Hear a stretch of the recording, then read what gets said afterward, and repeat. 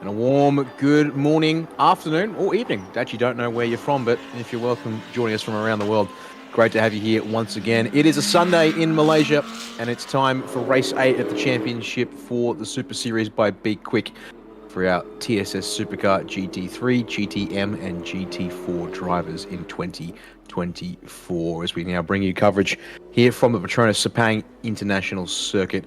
And good to be back with you here on the Thailand Super Series channels, as well as potentially the Speed Cafe channels here today. Thanks to them supporting this English language broadcast. Daniel Yeaman here on the microphone once again, being joined by Scott Rankin, who for some reason he's actually deferred to me to start this one off today, as we start getting footage from the track side as the cars making their way around to the starting grid for the pre-race bits and pieces here today, Scott. And, well, it's been only been about, well, not 12 hours. It's been about 14 or so hours since we saw these cars last out on track with a night race here to cap off yesterday's on-track action for this weekend of racing. And unfortunately, we didn't get to see the checkered flag under green flag conditions. A bit of a crazy crash involving 3 of the cars from the B-Quik Absolute Racing stables getting entangled with each other, thanks to a 4th car also involved, but not directly causing contact. And as a result, bringing the race to an end just as rain was starting to fall as well. Yeah, so an interesting race yesterday evening. The result, I mean, we got there in the end, albeit under safety car conditions, but yeah, 3 separate cars, all from the B-Quik stable, all with massive damage. There was a 4th car involved, which was a 95 car, which we assumed it might have been, was the 2W Zoomies. There's actually been an update on that one overnight as well.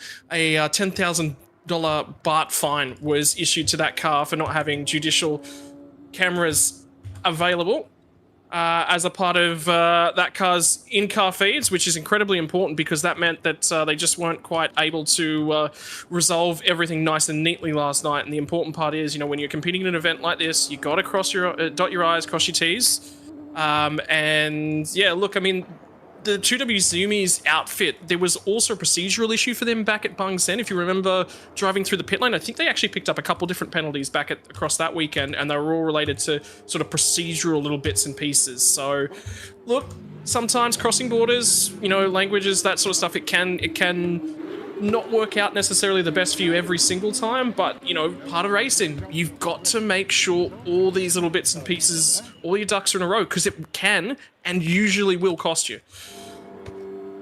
Yeah, 100%. That is an important part of all the bits and pieces that are required to go racing. If you aren't fully up to date on some of those kind of those regulatory bits and pieces and procedural parts that are important here, as you can see, drivers having now made their way around on the sighting lap, now having to get themselves into grid positions whilst they've got people already out on the grid, and it's a flurry of activity today once again. As always, we're just inside of 10 minutes till the beginning of the formation lap, so there's plenty of time for teams, drivers, fans as well as sponsors and the like, all able to get down onto the grid and check things out here today. And yeah, we're here at the track as part of the Malaysia Championship Series weekend. It does mean that there are other races this weekend that we won't be commentating directly here as part of the Thailand Super Series broadcast. So once again, we'll be doing this race here, which is the combined TSS Supercar GT3, GTM, GT4 fields for a 1 hour plus 1 lap race. Then we'll, as commentators, go off there for a while and return later on today for TSS Supercar GTC and their final race of the weekend. There'll be plenty of action still coming from the track today with other categories such as the Malaysia Championship Series. We've got a 300-kilometre race coming up directly after this race here today, as well as the F4 Australian Championship racing before the TSS Supercar GTC drivers get back on track as we go back to the weather radar once again, Scott, the object of our fascination half the time. That one there, threatening for a moment and then looking like it might clear up there in the later part of the afternoon. So mixed possibilities there as to exactly how that one's going to go down. As start to look at some of the drivers and teams on the grid here. And critically, remember, of course, for this category, with the those teams that have 2 drivers, which actually I think this weekend in all of the cars, I believe actually might be just almost everyone apart from maybe Nadavude in the 24 GTM Lexus. At least it's Simon Chant, another GTM car that's racing solo. Otherwise, though, this means that for all of our 2 driver pairings, it is the faster designated higher rated driver of the 2 in each of those teams will be starting this car this time around. So it's going to be interesting to watch out for. That's for sure. Yeah, it's just a question that's just popped through the chat for the category. Is this the last race of the weekend? Yes, indeed it is. It isn't, however, the last race of the season. So for GT3, GTM, GT4, 10 race calendar, final round of the season, which I believe will be, it's about mid-December. I think the dates are scheduled to be 15th. Yeah, so the Saturday will be the 15th, the Sunday will be the 16th of December. We'll be back at the Chang International Circuit in Buriram to round things off, which will combine things with it'll be the final round for all the Thailand Super Series categories, including the GTC, also in operation. You'll see them later on this afternoon, as well as the Super Eco, Super Compact, and Super Pickup categories here as well. So, yeah, look, there is more racing to come from the categories for the year, but in terms of things, this will indeed be their final race of the day. And as usual as well, for the new fans that are watching along for the first time, hello and welcome. Hope you're enjoying everything that Thailand Super Series has to offer you across the year, because this year the category has been expanded. Like I said, for these guys, 5 individual rounds. Last year, they're actually lucky enough to go across and be a support category over at the Formula One race in Singapore, which was something so unique that so many of the teams and drivers really did thoroughly enjoy. And then this year, 6 rounds in total, 5 of them for GT3, GTM, GT4. And then a single round for 4 rounds in the championship for the other classes. For the GTCs, they do 1 round at Sepang, which will be later on today. And then for all the other categories, they get an additional date at Chang, which was 2 weeks ago. So that's everything in terms of Thailand Super Series. I'm glad to be back, part of all the coverage once again. And Betty Chen and Jasmine Jafar out of Team AAI. Jasmine will be starting this one for the BMW M4 as the crews continue to walk up and down the pit lane. And again, you mentioned rain in the air. I get the feeling all of those tyre racks are going to have wet tyres available on them just as a backup. It's my favourite saying in motorsport. You'd rather be prepared and not need them than not be prepared and need them. So 100%. Be prepared is sort of the magic motto in many a thing in life, and definitely applies to motorsport here this weekend, especially when you're in an environment where the weather could flip. I mean, the fact of the matter is we thought we were going to have ourselves a dry race to wrap up last night, and then all of a sudden race control advises that the track had been declared wet and that rain had been seen, and then it took a couple of laps before we could start seeing it on the broadcast cameras and the broadcast feed that we're working off of here today, because we aren't at the circuit ourselves. We're actually at home, all of us here in Australia, getting a feed from Malaysia, which we then send back out to the world. So it was a little hard for a moment, but then thankfully it started coming down, and then we did get some of the nice shots where you could have looking up at the lighting towers, and then you could definitely see the rain at that point once it started coming down in front of those towers. So it'd be interesting to see if we get something like that again in terms of rain to potentially make things exciting on that front, but we'll have to wait and see. Douglas Koo going to start that Mercedes AMG. Jeffrey Ibrahim did a really, really good job in that car yesterday. They were at the front end of the field for a very, very long time and in with a chance. And if Doug Koo can stay on the lead lap, at least give themselves an opportunity here this afternoon. He was struggling in terms of things yesterday. But Carlo Van Dam will be starting this car for Singer Motorsport Team Thailand. They've been strong in with certainly chances of good race results. Things just haven't necessarily fallen out their way this year, which is disappointing, but hey, they kick on. I still remember the moments that the last time that team was out in 2023, they brought themselves a Ferrari 488, and that was the last time we'd see that car. It was at the Bang Seng Grand Prix. Made a mistake going through the roundabout and the monument section of the course, and heavily into the barriers, and they weren't able to service that car, find enough replacement parts for the Ferrari 488s, which were no longer rolling off the production lines. They've made the switch over to a couple of Honda NSXs for this year, and have a look at the secondary car from that team, which actually leads the championship front and center on pole position on the left-hand side of the road. It's been a strong year for Singer Motorsport Team Thailand. And yet again, another pole position, another opportunity. They'll have a long pit stop, though, here today. A lot of work to do, but they have been in contention. Out of the last 2 races, they've been right there, 4th yesterday. And on Friday, they did win the Friday race. 1 minute warning from the front end of the grid. We're getting ready to go racing here in Thailand's supercar. It's time to get excited, Dan. It is. Now, I think also critically, whilst we're waiting here on the grid, I can talk a little bit about pit stops too. Actually, looking at the numbers for today's race, they're looking pretty competitive on pit stop times, thanks to the fact that didn't finish in the top 3 in last night's race. They ended up 4th across the line in the number 12, so they don't have too much time that they need to add to their stop. The big teams are going to lose out today in terms of pit stop time. It's going to be Sandy Stuvik and Deng Yi in the number 37, the win here by BQAR. Audi R8, they've got a 141-second compulsory stop time from pit entry to pit exit. They'll be closely followed by Eshampiro Zakash Nandi at 131 seconds. And then just looking a little further on down the order, I believe the other big one, time-wise, actually might be 121 seconds is the next closest.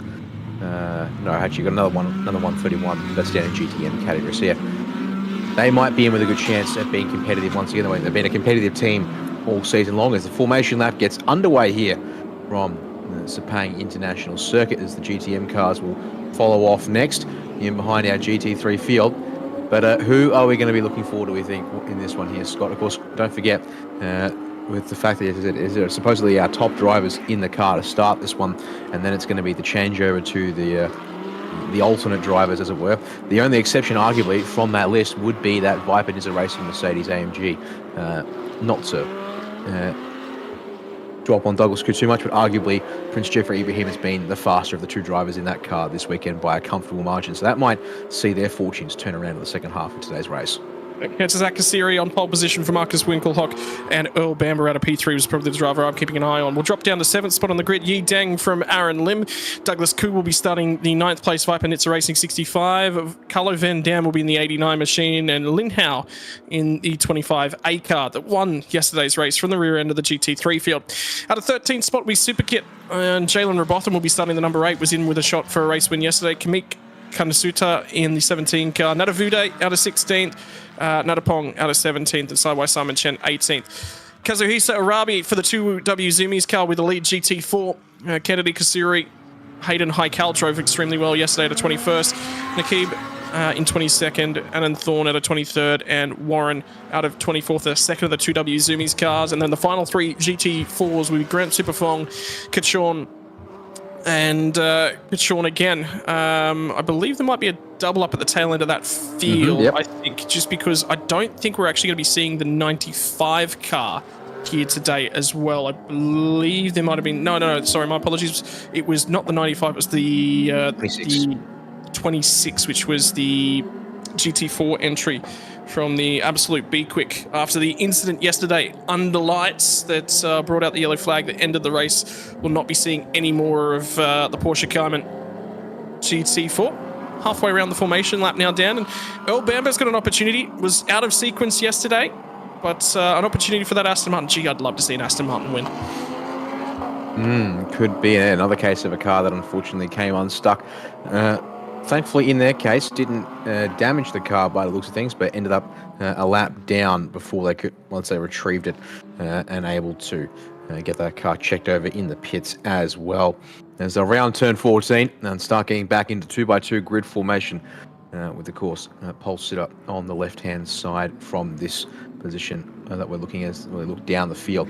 So we're going to have our 11 GT3 cars. Good to have the number 5 8SEP24 racing team by Absolute Racing back out on track as well after they weren't able to take the start in yesterday's race with an issue on the sighting lap, which means that will be full strength GT3 field.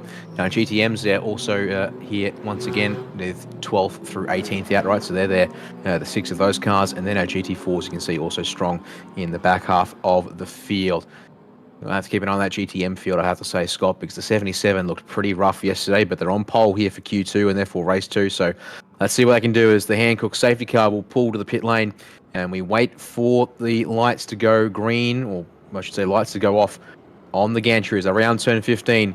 And they're in the starters' hands for race 8 of the Super Series by B-Quik here in 2024. Watch for your pole sitter, Kasiri on the left, Winkelhock on the right. They get the lights off. We are green from Sepang, and the run for turn 1 will begin at speed. It's already on for the GTM lead there as well, as at the front of the field in GT3, it will be Kasiri clear, but it's 3 wide for second, with Bamba, Winkelhock, and Jesse Cron going the long way around from 4th, challenging for the race lead, but he ducks out wide. Can't quite hold it there on lap 1 with colder tyres. Dive on the inside there. I think it's the Wing Hind Supra in GT4, trying to pick up 3rd place on the Team NZ Aston Martin, but will settle, I think. I mean, it's a Racing Aurora Mercedes already in front of them there. But everyone through turns 1 and 2, it seems, but the racing action is fierce here. It seems we work our way up to turn 4. Yeah, here they come as well. Still defending, although trying to go the wrong way around there at turn 4 as well was Jesse Crone. I think he's managed to nick that spot away. Will try and steal himself 3rd place in the running order. So Bamba's already lost a spot, and there's already damage. Was that Natavude on the front end of the 24 machine, I think? So contact somewhere on the run through 1, 2, 3, and 4. Out the other side, they'll come through 5 and 6. Now this the run down to turn number 7 already for Kantasak Kasiri. Gets a couple car lengths worth of margin. Bamba's in trouble here as he slowly drifts backwards. Gets a really good run now off of turn number 8. But how deep was the BMW down at turn number 1? Somehow managed to recover that car without losing any further spots. Down in the inside, Yideng was trying to slot away and grab a position deep in the field. Don't know whether or not he managed to grab that one. Douglas Koo now backs up the GTM field. It's all starting to get aggressive back here. Robotham's picked up 1 spot on lap number 1. Goes for spot number 2. Can he lead the race? The Aussie gets down the inside when they get all the way down to turn number 12. It's not quite done. Him and the Lamborghini going to do side by side. The 77 machine still trying to fight for that GTM class lead, overall race lead, and here comes Winkelhock starting to get some temperature and pressure. How good is Thailand Supercar racing on lap number 1? It's fierce, that's for sure. This is the thing we were saying with Douglas Koo. It doesn't quite have the pace of the others in GT3 field, as it turns out, with the GTM starting right behind. They're able to latch onto him there as your race leader's in a bit hot at turn 15. Can Kasiri get this one turned around at the final point? He can just, but that's going to allow Marcus Winkelhock to latch right onto the rear fender as they'll come across the start-finish line. It's top 3, Kasiri, Winkelhock, Kron, and then Bamba in 4th. And in behind him, it's Jasmine in the number 90, the second of Team AII cars. Then you got the second pack here of, yeah, you can see Champion trying to fend off Carlo Van Dam. Forces on the round the long way at turn 1. Barely just, but you also then, as I said, Yideng in behind, trying to find a way through. They're in the win here by BQAR, Audi, and then you've got the number 5 as well there as they try and challenge. They're leading the drivers in this GT3 AM kick areas. There goes on between Winkelhock and Cron at turn 4 as well. In the foreground is shot. Audi will lead the BMW for now, but a bit deep there. Can Jesse go the long way around at turn 5? He's going to try for it, Scott. Yeah, certainly going to keep the BMW in there, and the mid-corner rotation of the Audi's going to save it at least for the meantime, as Winkelhock still trying to hang on to that second place in the meantime. Have a look at Kantasak Kasiri skipping clear. Crone tries to show the nose of the BMW as they get down to turn number 7. Not really an overtaking zone, but wide as Winkelhock. Had a little bit of a bobble. Car didn't respond as he turned it in. He's going to have to cover when they get down here to turn number 9. Here comes Jesse Crone trying to go the long way around. He's been aggressive thus far in 2024. He'll make it another attempt as he gets down the inside. Looked for the crisscross, not quite able to do that one. That's bought some time back to Bamba, and in the meantime, Kantasak Kasiri is galloping away at the front end of this field as well. Still hanging on to the lead. At the last time of offering was that 77 all the way down in the GTM field. Douglas Koo's now been passed by a couple of cars out of that field as well, and Winkelhock's really trying to have to hang on to this thing at the moment. They'll come down through turn number 14, tipping on the back straight, and look at Kasiri just going out the front end. Here comes now Bamba really starting to make some time. Jasmine's brought his way into this battle now as well. And the only thing I'll say about that second trailing pack back there, Dan, think about how long it took for Carlo Van Dam to get his way past Eschen Pieris yesterday. About 15-20 minutes was what it ended up taking him. Eventually got the job done much earlier today. Yeah, he's already clear, and I think also has been joined by Deng Yi. Yideng, sorry. They're in the 37s. They've both gotten through, leaving the 2 now to fend off the number 5 of Aaron in that bright yellow Audi R8 in the background of shot. But 2 laps now complete on the board. As, gap 1.5 seconds between Kansas Kasiri, your race leader, and Marcus Winkelhock here in second, thanks to the fighting he's having to do to fend off Jesse Cron. And we'll have to see now if this race settles into a bit of rhythm. As you can see also on the timing tower, Afik leading GTM. Got Jalen Rothman right behind, though, along with Superkit has gone through with them. And then it's Douglas Koo on the road behind them. The last of our GT3s still running. And then Natavude leading a second pack with Kana Suta and Natapong in behind there as well. I'm wondering, Jesse Crone looks better, looks significantly faster. So if Jesse Crone can find his way through, I guarantee you he's going to skip clear very, very quickly and see if he can't set off in pursuit of Kantasak Kasiri. What that does say, though, is potentially, if he can just hang on to this spot for a little bit longer, maybe the tyre wear might just come to him, because Crone is certainly working that BMW hard at the start of this race, looking for every opportunity. The tyres might start to overheat in the dirty air. They might start to go off, and again, he's close when they get down to turn number 9. I think that might be his best opportunity, but the problem is the speed that Winkelhock is carrying through 7 and 8. That's his biggest defending attribute at the moment. Bamba's now starting to really close up on the back of Jesse Crone. I'm going to see the Kiwi driver potentially start to shoulder with pace. That Aston looks very quick in a straight line here, Dan, as well. Let's watch it here, because we're coming into the part with the lap where you've got the most straightaway, the double straights here, the run from turn 14 to 15, and then back up 15 to turn number 1, of course. Let's have a look here and see how the cars are all behaving, because there should all be a bit of draft off of Winkelhock to start here, and well, from the looks of things there, I'd say Scott fairly evenly matched on that particular run off of turn 14. Although through 15, Bamba's got that car a little tighter through the apex. Does that work, though, with the camber that's there to assist the motorcycle riders around this circuit? As a quick check in the pit lane there, PSC Motorsport and Viper Nizza Racing, it seems, also sharing a bit of garage crew and space here this weekend, as no change in position there. But in the background, the lead for GTM is indeed on. Here we go. Jalen Robotham's going to try and get the run on the run down the main straightaway, but the Lamborghini's been wound up quite well. He'll switch back to the outside of the road and try and tip this Mark Mustang in. Performing significantly better as the coolest racing engineering machine this weekend. Robotham's starting to really make a charge and prove that he deserves a drive in some Asian GT this year. He's made a big move for 2024. He's living out of Australia all the way up until about January this year, at which point he moved over to Thailand to commit to racing in Asia. Crone's a little bit wide there again, but able to just carry the speed. So I get the feeling that the front tyres are already starting to go off. The thing is, when you have a look at the lap times, the sector times from Winkelhock, they're improving sector on sector. So I wonder if they haven't just underdone the tyres there a little bit, and he's looking after them really, really nicely. So pace might come to him. 8 minutes into this one, if he's continuing to make ground and everyone else starts to fall off, that's where he's going to be stronger. Sector 3 time, by the way, as they will come across that line in a few moments, incredibly strong compared to that of Kantasak Kasiri up ahead. Robotham's still trying to make a little bit of time now on the 77 machine. They've skipped clear to the tune of 2.5 seconds from the 25 B car, with Superkit behind the wheel at the moment.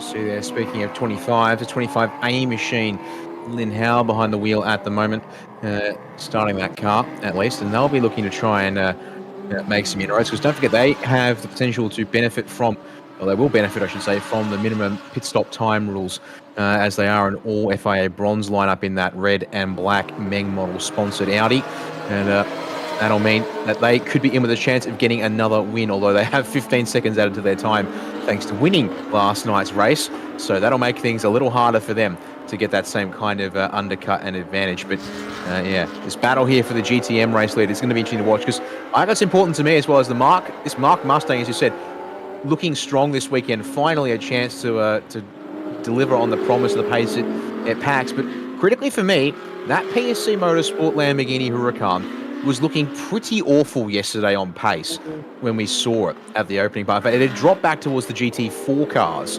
not leading GTM, whereas today they've switched it on all of a sudden, it seems, by comparison, because they've gone from being miles off their competitors in this GTM class to leading the class, and yeah, they've got competition, but they're not backing up the entire field. It's just the one car, this Mark Mustang, that's been able to go with them so far. Robotham, I think you got a little bit of overlap, and there's spinning at turn 1 as well, and it's Natavude. And again, I just wonder if there's some damage on the front end of that car. Certainly didn't look all that happy. The other thing I was going to point out, Dan, was they were getting significantly closer to the 25A, so Natavude does get down the inside at the 17 car. Does he leave enough space? Yeah, you know what? He hasn't left any room at turn 2. And there is damage to ahead of the front wheel guard. Yeah. I think that's a number on the left front, as you said, Scott. Something's happened to that 24 car on lap number 1. It definitely didn't roll out that way, so it'll be struggling a little bit in the front end at the moment. And the other point I was going to make with that 25 with Lynn Howell behind the wheel, struggling today, so much so that on the most recent lap lost about 1.4 seconds to the TTM cars behind him. They were catching him, and that's going to create an issue for Afik trying to hold off Robotham at the moment. Also noting here, focusing back live pictures on the Lexus here of Natavude, it's a small little bit of damage to that front guard, but it's going to definitely disturb the front end of that thing quite a bit. But it's also noting that it hasn't completely knocked off the front splitter. It's just going to make, as I said, a very interesting airflow, or lack of airflow, I suppose, in that part of the car. Might also affect, a little bit of the downforce at the very front of that car as well. But we'll have to see what he can do, because they've been strong in these Lexus RCF GTMs, formed Toyota Gazoo Racing Thailand, but not this weekend. This might be a bit of a different case, but they certainly do sound pretty as we get them here, running past turn 14 on the run to the final corner here, as it's going to be the 38 leading the 24 in this particular instance. Yeah, turn that up. Give me some more of that track noise for sure, because that is a very, very beautiful sounding car. And just down the road, the 17 machine that he did actually have contact with, and you get the feeling Race Control would certainly have noted it, and they would have had a look, because you always do want to take a look at those sorts of things when you get an opportunity. I do get the feeling that it'll just be noted. I'll have a look at it and say, yep, there was not really enough space left for Kimmich at the entry to turn number 2. And whether or not he was supposed to back out, we don't have enough information for what we were able to see to determine that. Is that Peter Hackett I'm seeing in the background, waiting to jump into the car, currently driven by teammate Hayden Heikal?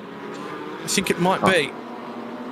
Well, it makes sense given that one of the gentlemen there in the front of shot was in a Racing Aurora branded unfoldable chair, so 2 plus 2 would suggest it equals 4. In this case, it equals Peter Hackett, I guess. Speaking of Race Control, we have had an update from them today. Well, for one, on timing, that the incident there involving the 17 and the 24 is under investigation. But secondly, unfortunately, we have had a retirement in this race already. The number 10 Fire Monkey Motorsport Porsche 992 Cup car of Simon Chan. Never mind, we'll talk about that later, because Heikal, the outlaw, inside will become the outside of the 39 Wing Him Motorsport Toyota Supra here. My goodness, that nearly came to blows in turn 5, but for Mohammed Nakib, he'll hang on to it for now, but through 7 and 8, he's a little wide of the apex at 8, and Heikal, it's something, these guys, he looks for it, he wanted it at turn 9, but he can't get there. He'll stay on the racing line and try and get a better exit maybe here through the next couple of corners, but we don't see these two directly race against each other in other categories. And Nakib racing in Thailand's Super Compact with Wing Hing Motorsports, Heikal in Thailand's Super Eco.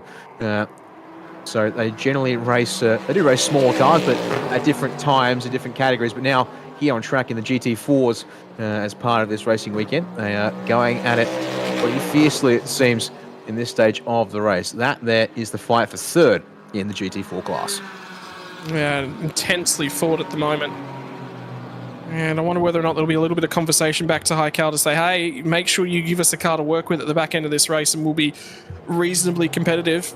And the big thing about, what he races normally in the Super Ecos is that you have to be aggressive. You've got to get up there and get track position. And Hayden Heikal is known for being supremely aggressive. And that looks like Jalen Robotham has finally been released at the head of the field, although no, he's actually dropped off.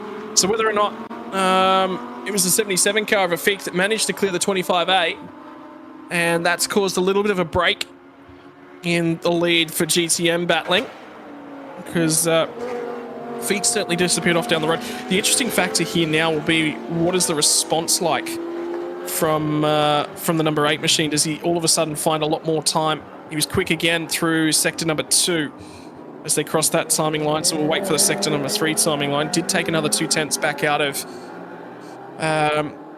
Superkit down the road. Sorry, my apologies, feet down the road. So time again to be made.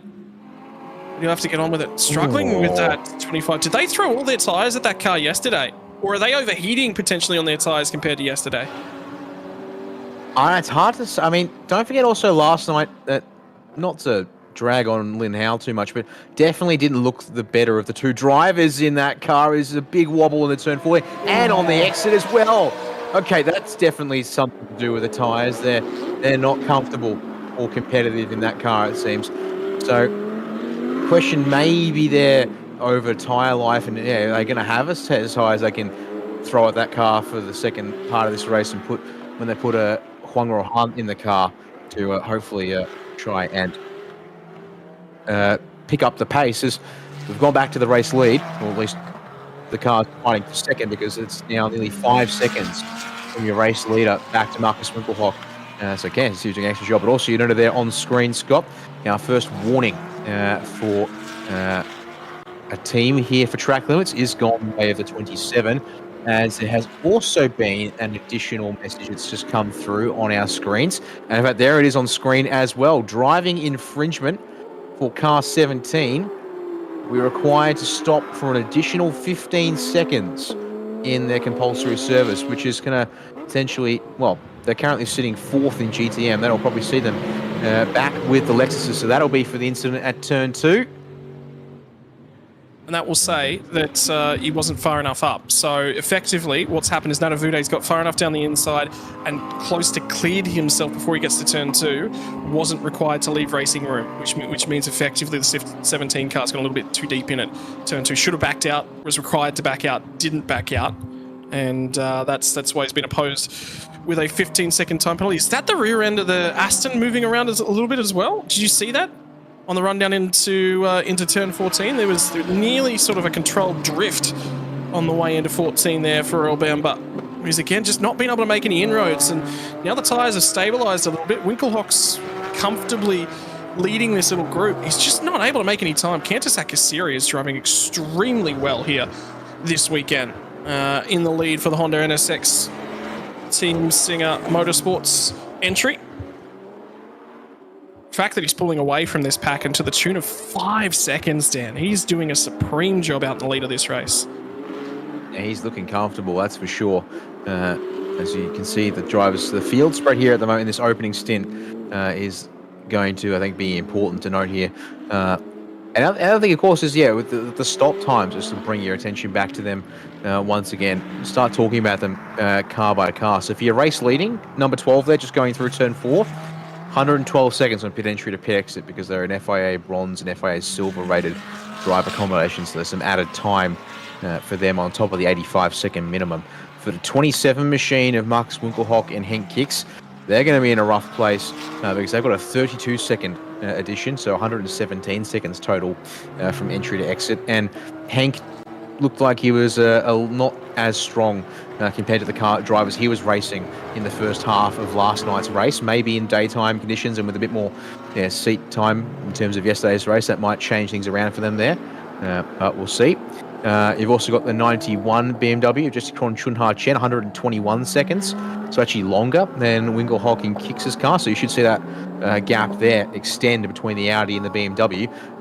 And then Earl Bamba and Anderson Tanato, it's the same time as Winkelhock and Kicks at 117 seconds. So on corrected order, once they come out of the pits, it should actually be, because pardon me, Pity on back, we should lead them out of the pits, and then it should be in second place.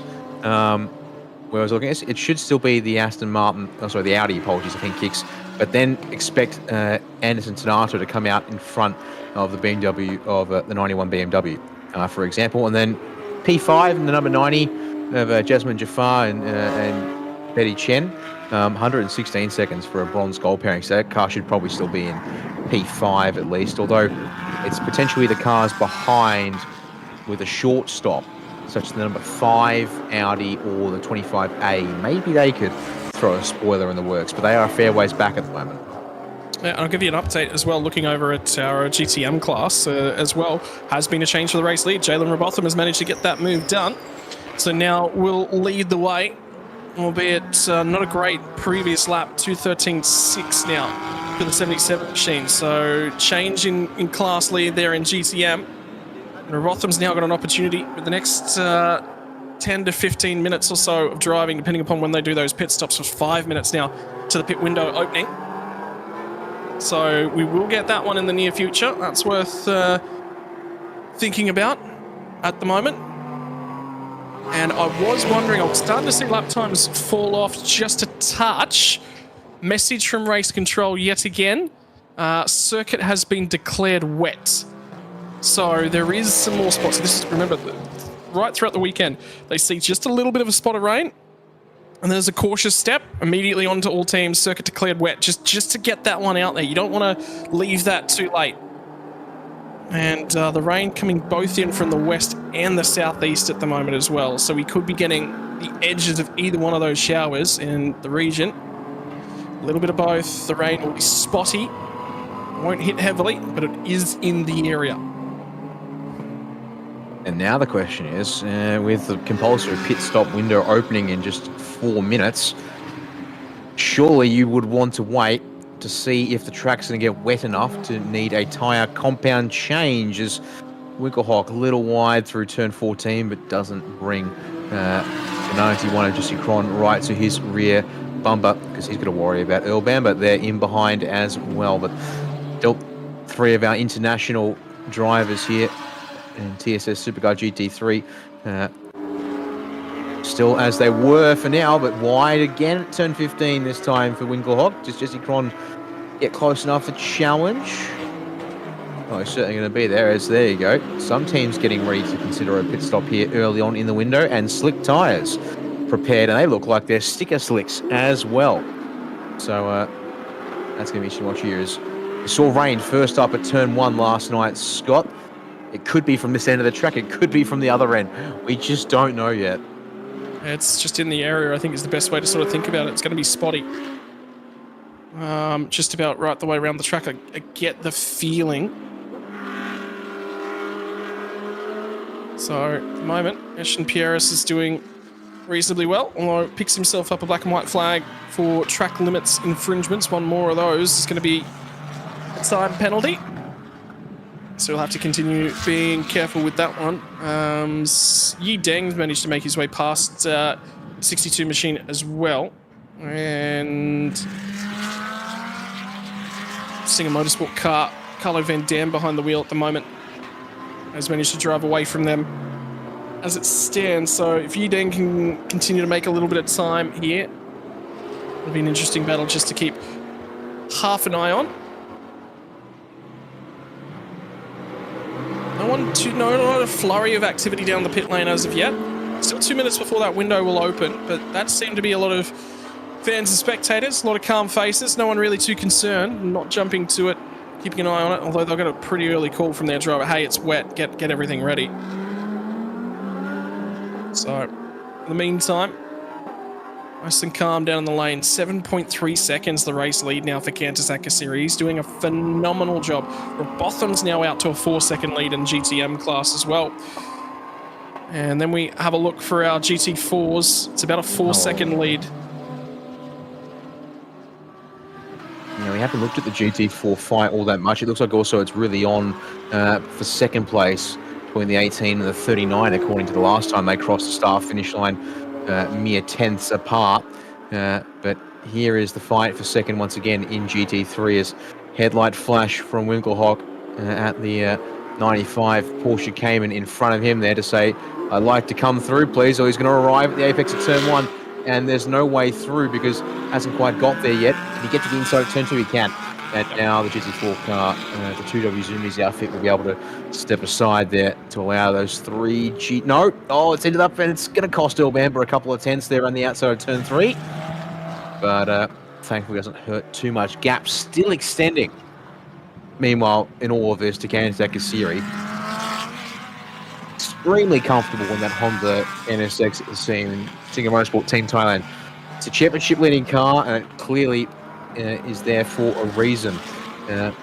As more slick tyres out in the pit lane, so it would appear the strategy play is going to be that it's some rain in some spots of the track, but not enough yet to warrant needing to wait it out and see if maybe there'll be a change sufficient in the conditions to need to go to actual wet tyres. Marcus Winkelhock defending again from Jesse Cron at turn 9. We've seen this in this race once or twice. Here, Scott, can Cron cross him up? Not really at turn 9. That's just brought El Bamba back into this one, so it's on now for P2. Looks like Kantasak Kasiri has just gone far enough down the road that he is relatively comfortable. Pit window will open now as our race leaders down into the final sector. So they'll get an opportunity to pit this lap if they want. The 27 car was certainly prepped for that pit crew.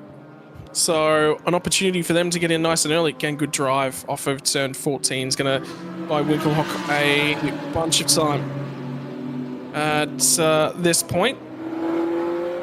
Good margin back to Jasmine Jafar.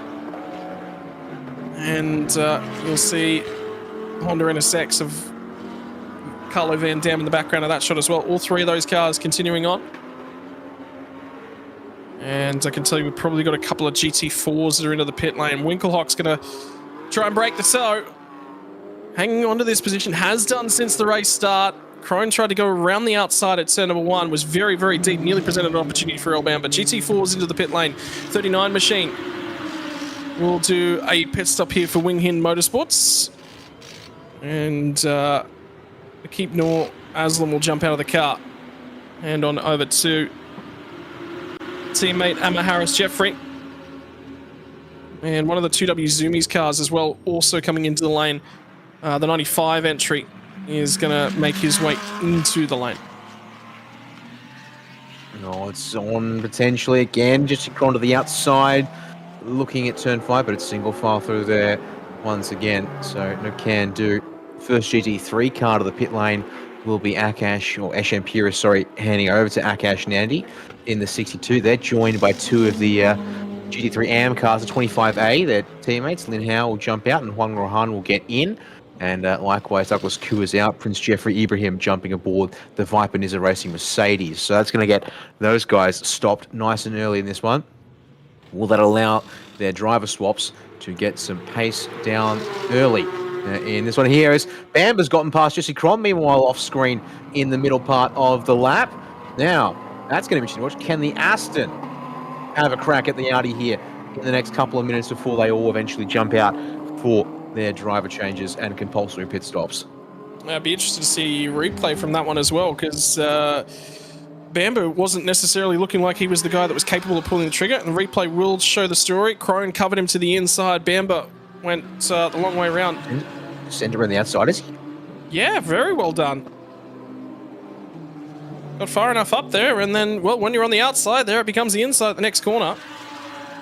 That is a phenomenal move.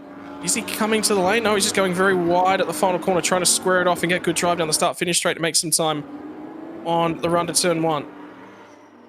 As we run into the Aston Martin GT4 as well. So, Little Aston meet Big Daddy GT3 Aston.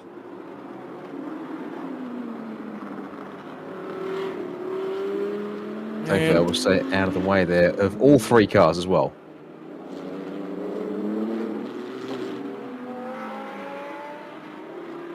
Well, spot gain for Bamba. Still work to do though. And they're 10 seconds now off the race lead. You sit down and you have a look at Kantasak Kasiri's driving. He's done it relatively easy. That's not easy. That is supreme pace for Kantasak Kasiri. He has got a lot of confidence in that car this weekend. He has, and then let's see here. Oh, the Racing Aurora Mercedes GT4 is going to potentially be in the way, but Bam's going to muscle his way around the outside at 5, and then Cron's going to have to go the long way around at turn 6.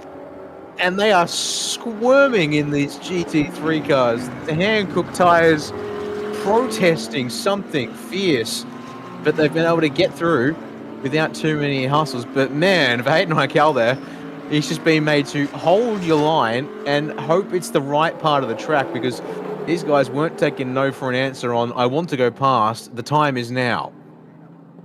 Yep, there was a little bit of a pucker. Yep, yeah, from my side of things, and I wonder whether or not from Hayden Heikel, how comfortable he was feeling in that moment. So,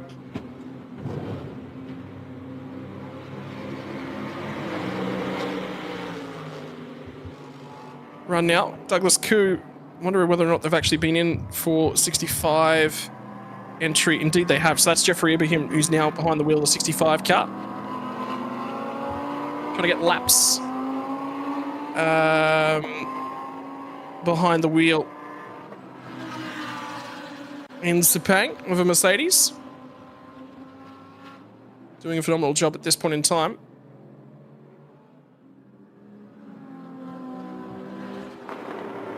And that they're continuing to be the race leader. I think they're going to leave Kantas Akasiri in that car for a good while here. Doing a good job, and again, maintains that flexibility. Lap times have sort of been hovering now about the 210s. So they did fall off with a little bit of the weather in part. And you can just see the track's just got that little bit of a darker surface to it now, offline.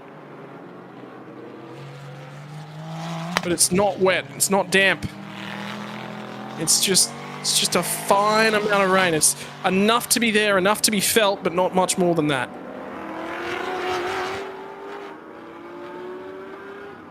Yeah, haven't seen it yet really on the cameras at this time. But the threat of it's still out there, it seems. Just some updates also on more black and white flags for track limits. It's actually been handed to cars 19, 7 and 12 for some updates. So 19 is your leader of GT4, although that is potentially affected due to pit stops, moving the order around a bit there. So the 19, that is Grant Supafong and Sutapong Sintaj, and Grant starting the race in that car there. The 7, that being, of course, Graham John Dowsett and Anna Torn in the Team NZ Aston Martin, and number 12 being your race leaders in Kantas Akasiri and Piti Brombaki. So that kind of suggests that Kantasak's been a little generous with racing track limits. He's also got only 3 more minutes before the pit window closes here as he rounds turn 15. So window will close at 25 minutes remaining, don't forget. As speaking of drivers in the pits, there you go, 8SEP24 Racing with Absolute Motorsport, or Absolute Racing I should say, as well as the win here by BQAR Audi, both in the pits, getting their stops on. So they will go for the time being a lap down on your race lead up. And you can also see that bit of stuff flying off one of those cars there, but to the inside of Prince Jeffrey Ibrahim will go Akash Nani, but the crossover attempt by Ibrahim doesn't quite work out though through turn 15. Yeah, contact made, point sent, message you hope received for the 62 entry, who has now completed their pit stop as well. So this will be for track position. This is an on-track fight. There isn't any gap between these guys. There's not a lap, there's no nothing. No, these guys are actually fighting for position, and contact made at the final corner. And Nandy was in hot, got the car pulled up, and he propped him up. He prevented Ibrahim from turning in. He wanted to turn in much, much sooner. He just hesitated on the throttle, didn't touch it for such a long period of time, and to not rotate him, Ibrahim's done a phenomenal job there. Yeah, gentle little brush, as looks like Sandy Stuvik may have also made it out of the pits, and just in front of these two as well, thanks to his much longer minimum pit stop time. So these three now racing on track for position, we do believe, according to timing and scoring. And Stuvik will be on cold tyres, by the way. Cold tyres, but he's and as a result, he's been absolutely rounded up through turn 7. We don't see that being an overtaking spot in usual situations, but this isn't usual per se. Well, 1 minute left on the pit window. There's not long left to get your stops done, and I think, yes, your race leader on timing is heading for the pit lane, has to head for the pit lane this time around, because it's not long left to get in. Yeah, they're running out of time. So this will be the only time that they will get an opportunity. And Kantasak Kasiri, phenomenal job to open up this race. 11.2 seconds the last time by. So he has done a phenomenal job to push this Honda NSX very, very far out in the lead. This could be a championship winning drive here, this one. They've performed phenomenally up until now. And getting that car in at exactly the right time as well. Team will go to work. 4 fresh tyres, it looks like, going on board that car. Could be just the fronts, actually. Might be just the fronts they'll be sticking on the number 12. 91's in the lane in the background. You can see the top 4 now out of GT3 are in. And there's Carlo Van Dam pulling in as well. He's had to come around the number 12 car. Congestion in the pit lane. No, it is going to be 4 tyres here for the number 12. And now it'll be that final tyre, that left rear, that'll go on for that car. Yes, one wheel gun there. They were working that there, so it just took a moment to get around the car, and then get themselves out of the way and clear the pits. And as the driver swap finishes off, they'll have to back that car up. As you can see, they're allowed to move the cars a bit in the pit box to help them out. Although they're going to actually don't trap their own teammate in GTM there in the pits. The 25B had to ease out of the box there to avoid running into the back of that number 12 Honda NSX. As you see, GT4 cars getting away here, having been in the pits for longer, of course, because they do have such long stops. As we wait to see exactly what the margin is going to be, don't forget, as focusing here for a second on the number 19 Toyota Supra. This is from Toyota Gazoo Racing Thailand. They are racing for GT4 AM honours here this weekend. So part of that subdivision of the GT4 category. We'll have to see where they come out. Yeah, so there you go. 91 AI car ready to roll, but yeah, your race leading machine of now Piti Birombakti behind the wheel heads out first. No surprises there. And then, yep, we'll see the Aston Martin. It looks like actually, so they've gotten ahead of Jesse Cron. Actually, that makes sense because that was done on the track beforehand. So they go out as they came in. But it's now Anderson Tanoto and Chunhua Chen racing for position on the track in the second half of the race. But for Piti Birombakti, Scott, he's just got one job, keep it on the black stuff, and this one is all theirs. Yep, we'll keep an eye on timing and scoring as we wait for GT3 field to settle itself out.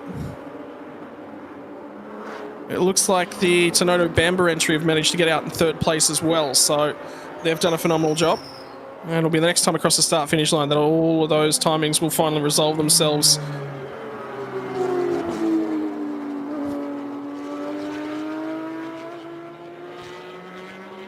And in the meantime, I really want to keep an eye on who's leading in the GTM field as well, because I get the feeling that one may have been taken back over by the 77 car, which will have Saravit behind the wheel at the moment. Craig Corliss will take over driving duties for the number 8 car.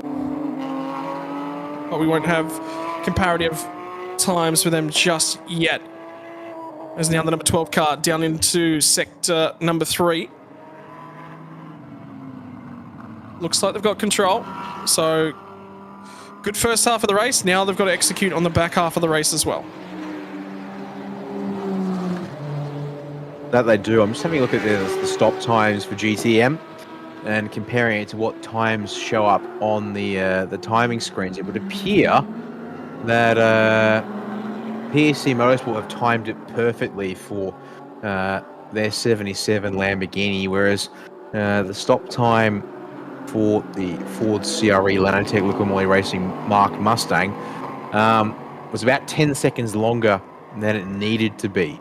So that might just have cost them there a bit of track position and time. Or, as you said, we have to wait a little bit here just to get an updated positions and sector timings before we can really explain it. Although looking at where they are on track, according to timing, 77's approaching the end of sector 3, whereas the 25 the number 8 is about halfway through that second sector. So that's a healthy margin that's gone the way of the 77, unfortunately.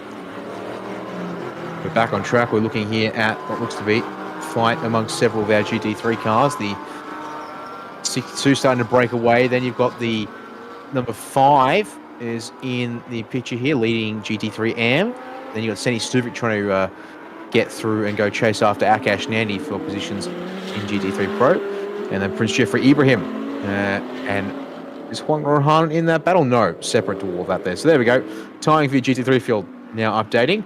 And the gap has increased from 11 to 17 seconds at the very front of it all. Yeah, but now he's got to run relative lap times, and the time is immediately improving for all the competitors. So whether or not that rain has now just left the circuit, number 5 car is going to have Sandy Stuvik get down the inside down at turn 4. And the 37 car will move into 8th place. Jeffrey Ibrahim's now going to be right attached to the rear end of the number 5 Audi now as well. Getting word there may have actually been another incident down at turn 2, by the way. It wasn't witnessed on the cameras. It's now under investigation. Yeah, there definitely was. I can tell you what, Vorval Bitter and Bhakti, his opening sector, for reference, everyone else doing 27-second opening sectors. His first sector was 44 seconds to the first timing loops. There's been an issue there for him, unfortunately. Gets the job done down at turn 9. Sorry, yep. Yeah, very good point there indeed. Because he was well clear of this pack of cars, and then all of a sudden swallowed up by Akash and Andy on the run to turn 4, and now in amongst these guys here. So this is now the battle pack for 6th through to 10th in GT3 at this stage, as we're going to pick up the race leader here actually at turn 1 once again. It is happy days, it seems, for PTB and Bhakti now that he's in charge of this race from Cantex. Lap time still in the 2-minute 10s, but going off timing, half a second faster than Anderson Tanoto in the EBM Aston Martin, who currently sits in 2nd place. We'll have to keep an eye on, can Henk Kick stay with Chunhua Chen? There's apparently 0.8 of a second in it at the start-finish line when they just begun the lap that they're currently on. So that could be one to watch out for if that stays. And then, the pack 6th on back, although Akash Nani starting to put margin on everyone else behind him in that group. Here we go. Battle for the race lead in terms of GTM. Second, sorry, my apologies. Battle for 2nd place in GTM as the 25B entry, which will have Kitapole behind the wheels, caught Craig Corliss on the most recent lap. I tell you what, the 25B car is extremely quick. Corliss very wide down at turn number 14. We'll try and square the corner off and get good drive down the back straightaway. Who's got the horses? Who's got the muscle between Mark Mustang and the Ferrari 488? Is he going to switch back? He is going to switch sides of the road. See if he can't get down the inside. Late braking now from the Ferrari Challenge car. Deep in at the final corner. He'll steal P2 on the road. And job done now. That's up to 2nd place in GTM. And he's got 19 seconds to go and run down the race leader. But he is quick enough. It is doable now. Could see that Ferrari in with a shot of a race win. It'd be a big ask, though, I'd have to say. Was 2 seconds faster on that last lap than Saravut in the Lamborghini Huracan that leads the race, but and yes, you've got 17 minutes to go and do it, plus another lap on that, but it would be quite the ask indeed. We've had an update just come through from race control, and it looks like that we now have an answer as to who else was involved with Voravud Bitter and Bhakti at turn 2, and the answer there was that it was the number 90 of Betty Chen, the team AAI. They've been issued a 15-second post-race time penalty for a driving infringement, which therefore spells out contact in this current case. So unfortunately, haven't seen a replay of it on the feed that we're working with here today, but it's seen the 89 Honda NSX there drop from therefore fighting for 5th into this battle pack of 6th. Actually, no, it's now 7th, 8th, 9th. They've actually completely lost touch with Akash Nandi, who's apparently on fire relative to them. In fact, yeah, he's absolutely flogging. In fact, fastest car on track, Akash Nandi in the 62.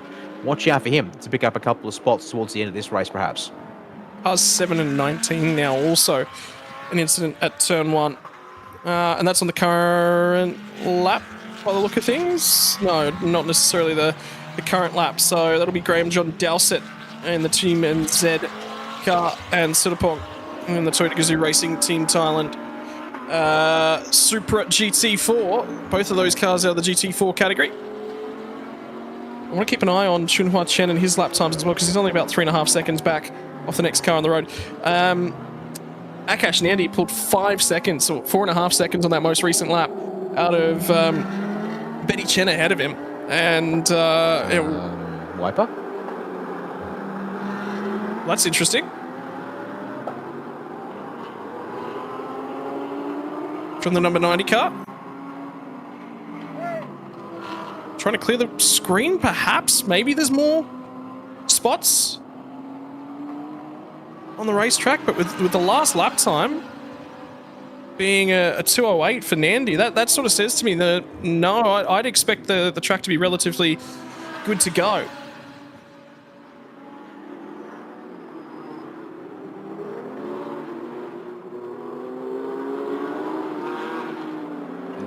Here, the battle in GT4.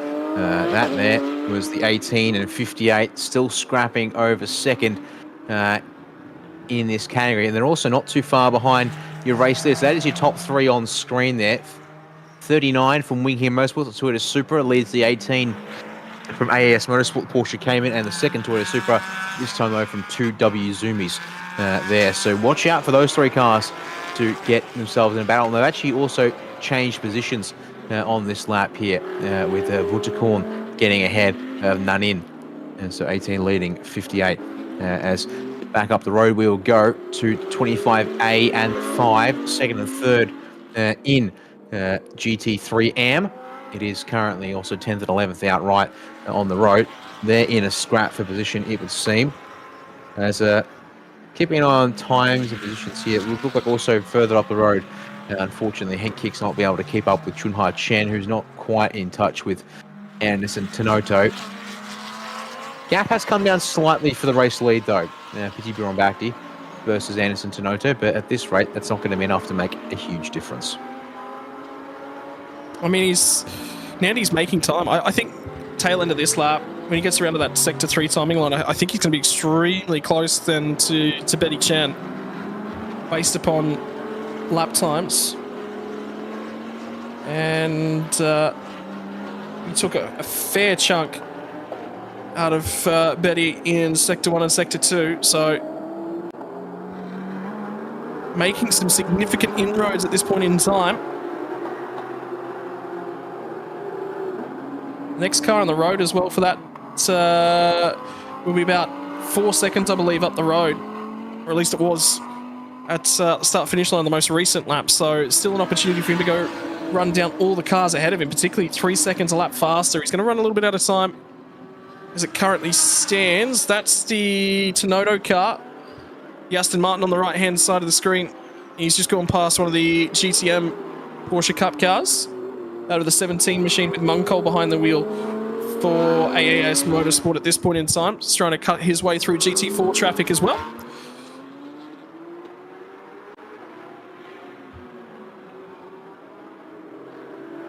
And just to do so nice and successfully, as has Munkon got his way through traffic now as well. Is he making time relative to the leader? No, not at the moment.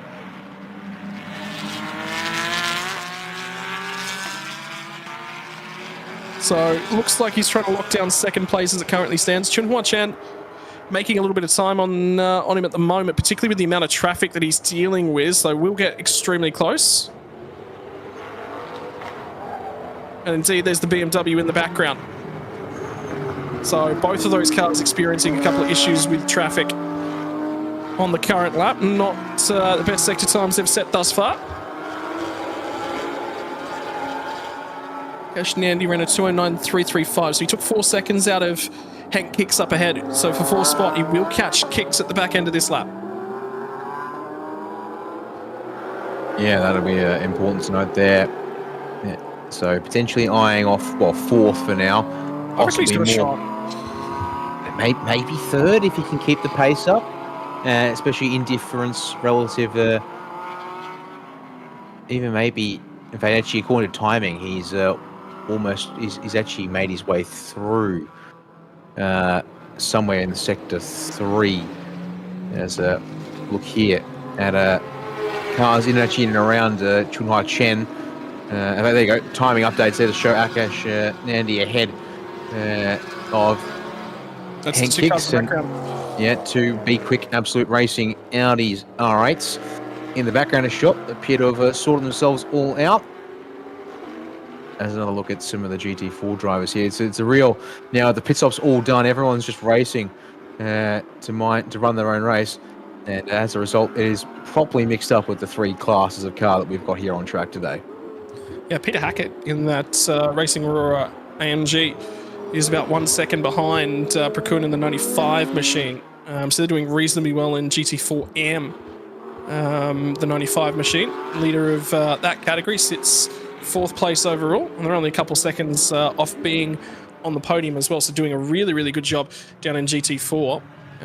The other closest battle at the moment was Voravud Birambakti is quite close. I think Jeffrey Ibrahim might have actually just recently passed him in for that battle as well. Sandy Stuvik's making some time on Betty Chen. So 6th and 7th is going to become quite close at the tail end of this one as well. Potentially a pass that's going to happen there. And GT4 leader right here getting passed by GT3 cars.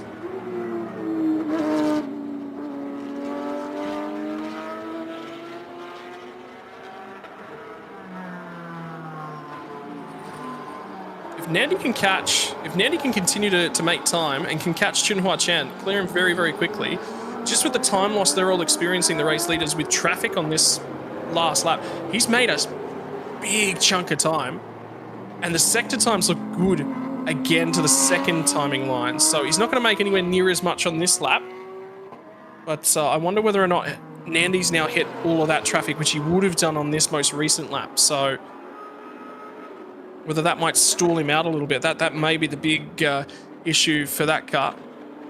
Craig Corliss, unfortunately, is now fallen off the podium in your GTM class. Nadavude's managed to make his way up to 3rd at the moment as well. So changes in a couple classes towards the tail end of this race.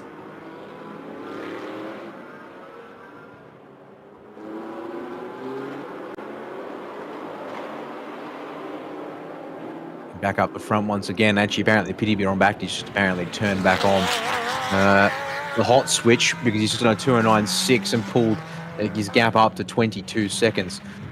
So that is looking mighty impressive there, although the gap has shrunken ever so slightly. So we could have a fight for second as well if this keeps up between Anderson Tanoto and Chunhua Chen. But that's a bit of a slow burner at this rate. Big things I'm looking at here is Betty Chen's dropping back towards Sandy Stuvik, Prince Jeffrey Ibrahim, and Carlo Van Dam. And don't forget, there's also a 15-second penalty to apply to the number 90.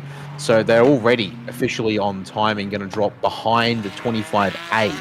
And in fact, they'd almost be risking dropping behind the number 5, and therefore back to 11th outright, and in GT3 as well. Let's be curious here. We were on for a bit of a firecracker finish as that was twitchy through turn 7 for Tanoto. Kept his foot in it though. Did that hurt the lap? Apparently they're hurting for sector 1, which is a mix of a straight line speed as well as the braking and turning at turns 1 and 2, Scott. So I wonder if Betty Chen's going for the... Is it just me or is she going to flash the lights and she's hitting the wiper?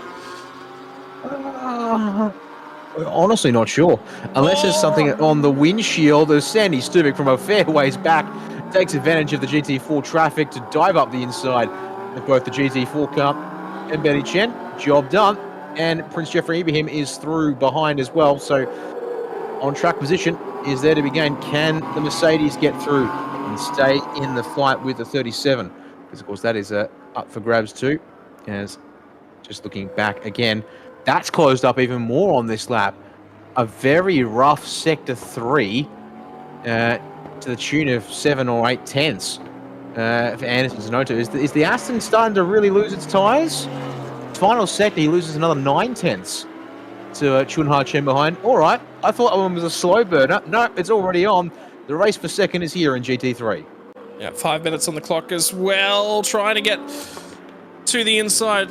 Chunhua Chen, Kevin Chen, applying all the pressure he possibly can at the moment to Anderson Tsunoda. This might just, if these guys continue to squabble, that might buy Akash and Andy just enough time to get back to them. In the meantime, Jeffrey Ibrahim has arrived on scene for Betty Chen to handle in the dying stages of this race. This one for 7th on the road. Contains, though, your GT3 AM leader in the Mercedes AMG. Betty's going to pull it to the inside and try and get a little bit aggressive offline. Gets down the inside, clears the traffic, buys a little bit more time. So, mission success, although Ibrahim's right there. Trying to find the open lane now. Just not able to generate overlap at the moment. But on the run down through 7 and 8, might try and line it up down at 9. It was last lap by that Betty Chen was vulnerable, trying to pick off some traffic, and Sandy Stuvik had a go. How brave does Jeffrey Ibrahim feel? He does feel brave on the anchors down at turn 9. Does he get far enough up? No, he decides to back out of that one.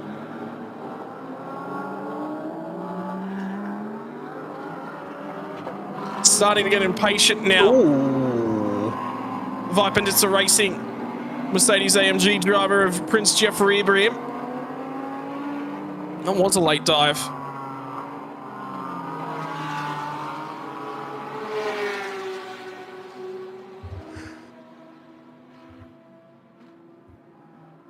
And this now on for P2 on the race. Does get some overlap as the 91 of Chunhua Chen. Kevin Chen on the run down the start-finish straight. He's waited for an opportunity. The opportunity will present itself. Anderson Tsunoda is going to have to go and get late on the anchors down at turn number 1. 3.5 minutes left in race number 8. Final race of the weekend. Final race of the Sepang calendar for Thailand Supercar GT3, GTM and GT4s. And it's still kicking off. Tsunoda's still going to hang on to that one. In confirmation of black and white flag for the 89 machine for excessive use of track limits. Still kicking on here, Dan. It sure is. As I apologize, I'm actually talking with a couple of people in the chat about some of the stuff here about, like other categories for Thailand Super Series and the like. Is we are a limited set of cars here for this weekend.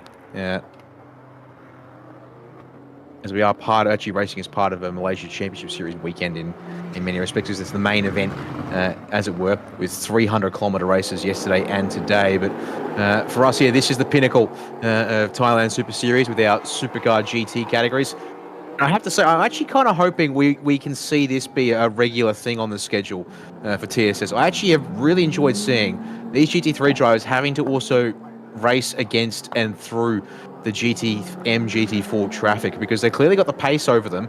How's this into turn 15? Oh, Tsunoda was in so hot trying to cover the inside. That explains how we ended up side by side live on corner exit. But back to live pictures now. We go at turn 14. Still ahead. Got a couple of car lengths once again, so not going to be under pressure as your race leader is already down past the start-finish line. Don't forget, time must reach 0 before we will see the last lap boards. But given where we are going into turn 1 and the time left on the clock, Scott, we should see the last lap board out because the clock will strike 0 before PTB on back. He gets back to the start-finish line. Yeah, and that does mean Akash Nandi's going to run out of time. He's 5 seconds behind at the moment.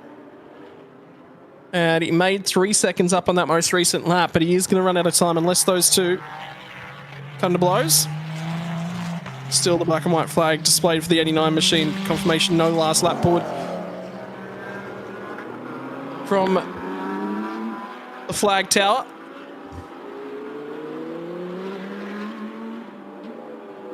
That's the 89 machine coming through right there. So they've finally managed to, that's confirmation, Jeffrey Ibrahim's managed to get past Betty Chen and Vorovud Biram Bhakti. Both of those drivers through. on the number 90 car, which means that they're looking like they will finish last in class, unfortunately. After that 15-second post-race penalty gets applied.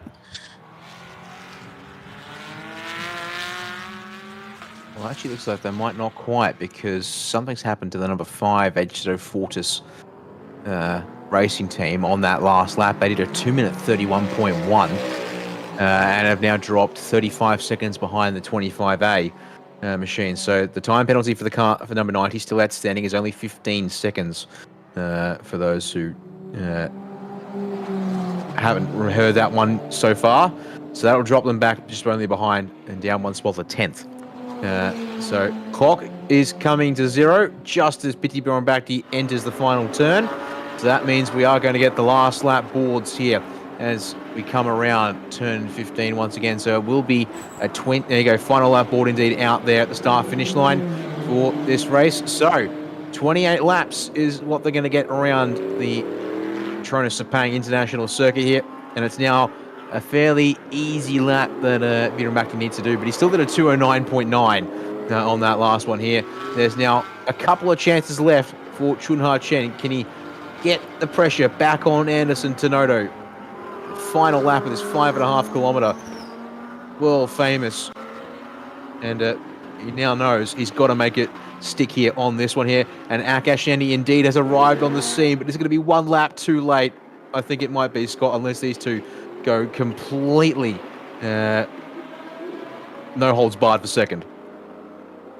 Anything could happen. Anything could still happen. This is the 77 car, which has just been overtaken by Nadavude just ahead of him. So this is for second spot in GTM standings. So they're not on their last lap as of yet. They will have this lap and one more yet to do. Still ahead of our race leader. Well, I'm not sure they are, actually, Scott. I think they are behind the race leader on track. It's a little wide for Sarahwood's going to give Nadavude a bit more breathing margin. Because there's your race leader actually coming up into turn 11. So, yeah, they've been lapped. They're on the last lap. But for Piti Bhirombhakdi and Kanataka Asiri, this has been a lights to flag demonstration, almost in a sense, of just how in control they've been. Singer Motorsport Team Time, I mean, they won the replacement race 6 on Friday, which we weren't broadcasted. They were in with a chance last night, but ended up having to finish 4th as the race was neutralised under safety car before they could really get stuck into it. And they come back out here today from pole position. Kanataka Asiri tears away from driver Brazil, Bamber, Jesse Tron and Marcus Winkelhock. And in the second half of the race, Piti Bhirombhakdi has only extended that margin by a further 12-13 seconds. So as he comes around the final turn, the checkered flag is his. The number 12 machine from Singer Motorsport Team Thailand rack up another race win in this season, and their sister car in GTM there of Kittapole and Superkit will be the next car to take the checkered flag and win the GTM category once again as well. As the final turn, Anderson Tenodo looks like he has just had enough in reserve to hang on to second place here in front of Chunha Chen, although he's a little wide at the final turn, but it's going to be enough to still stay in front of the Team AAI BMW, along with Akash Andy charging back as he could, but 4th he will have to settle for. Yeah, he'll be a little bit unhappy with that one. Certainly had the pace. Traffic held him up for one lap too many, unfortunately. He only needed one more lap and he would have got there. Sandy Stuvik's going to come home in 5th, and Prince Jeffrey Ibrahim going to come home in 6th. Enjoys that result, and line honours for GTA 3M class.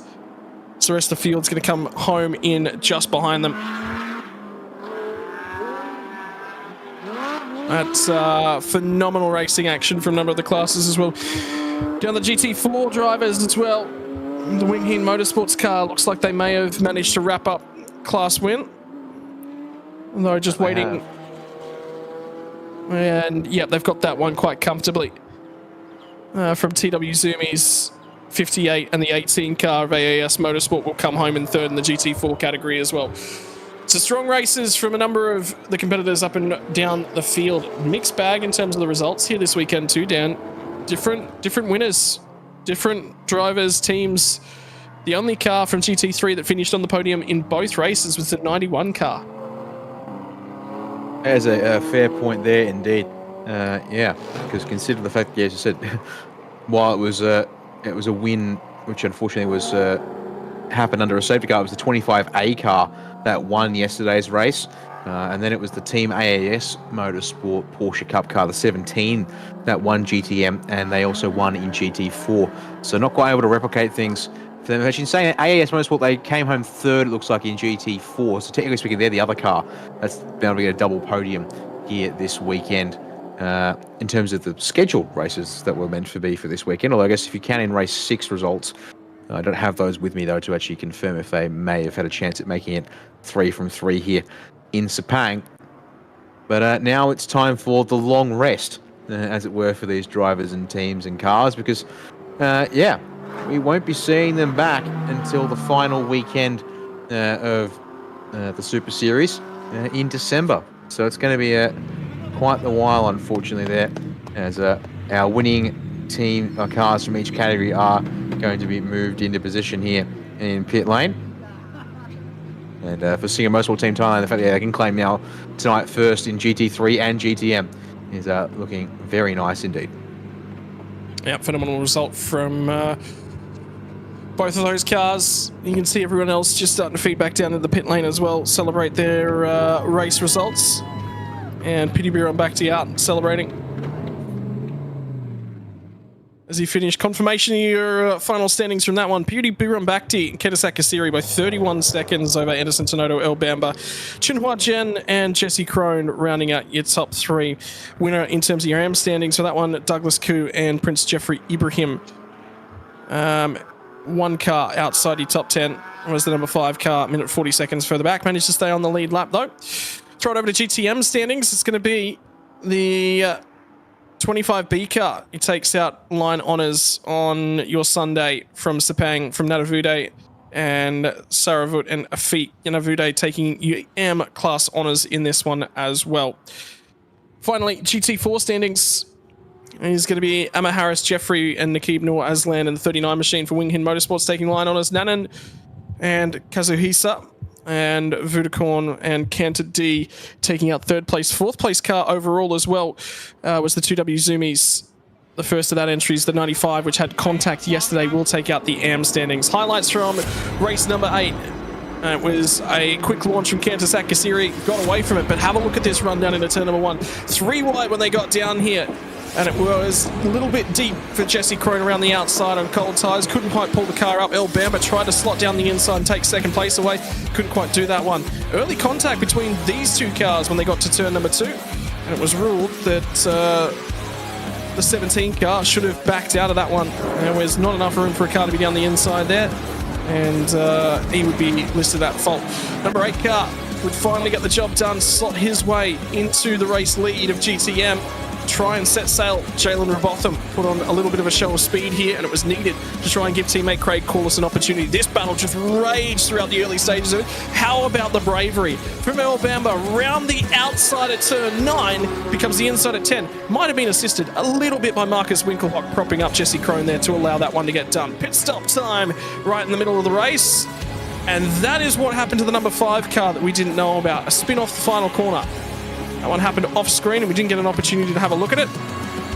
And cars with traction control don't tend to spin around all that quickly. But no one was going to be touching this car. Kandasak Kasiri opened it up with a very, very strong first stint. And Pity Biron Bhakti drove it phenomenally all the way through to the checkered flag to take out race number 8 for the Thailand Super Series. Team Singer Motorsports Thailand very happy with the final result from race number 8. Ladies and gentlemen, I'm going to say a big shout out and a big thank you to everyone that makes it possible, and the sponsors are on screen at the moment, from everyone at the Thailand Super Series and from all the broadcast team as well. You'll have GTC racing action available to us later on today from 5 p.m. local time. Currently is 12:30 p.m. local time. So it will be in about 4.5 hours from now for your GTC racing action for the Thailand Super Series, with the final race of the eve of the weekend coverage from Sepang number 2. Ladies and gentlemen, we will see you all in a couple of hours to finish off the racing action for Thailand Super Series Sepang 2.